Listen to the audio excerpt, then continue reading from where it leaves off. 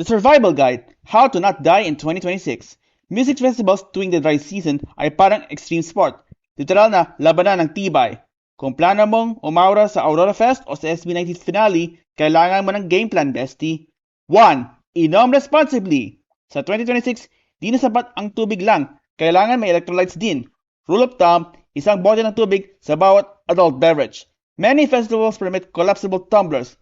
Check the rules. Don't be that person passing out during Gento. 2. The UV rays are not your friend.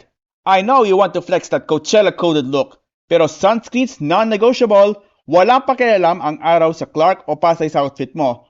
Lulutuin ka niyan. Kung carry, mag-bucket hat ka na lang, trendy na, protected pa yung utak mo. 3. The digital struggle.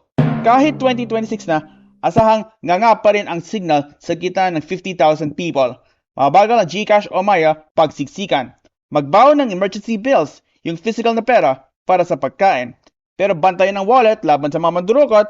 Also, power bank is life. Madadrain ang phone mo, kafi-film ng high notes ni Stel. Magdala ka ng dalawang power bank, isang main, isang backup. 4. Outfit versus comfort. Nakaka-inspiring beanie visuals, pero besh, kung wala kang sariling trailer na may aircon, huwag kang mag-heavy fur o makapal na denim. Linen and cotton are the main characters. Unless superhero ka, skip the heels. Mag-chucky sneakers o well-worn boots ka na lang. Your feet will thank you by the encore.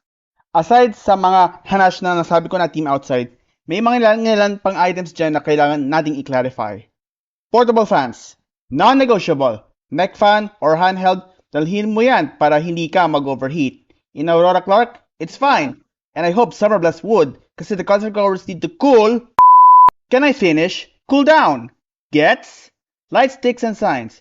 Generally permitted, basta wag mong takpan ang view ng nasa likod mo. Meds and first aid. Allowed on personal meds. If ever magka-emergency, laging may medical area sa venue. Bags and umbrellas. Stick to small bags and tiny umbrellas.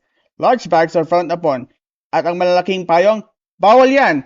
Baka magbukhang weapon. Folding chairs. Bawal, besh. Hindi tayo mag-insight ng physical na bardagulan. Glass and plastic bottles. Glass is dangerous and plastic is bad for the environment. Pro cameras and drones. Unless accredited media ka, iwan ang may bigat na gear sa bahay. Pro tip, kung may mawala kang gamit, look for the lost and found. Stay hydrated, stay safe, and enjoy the music.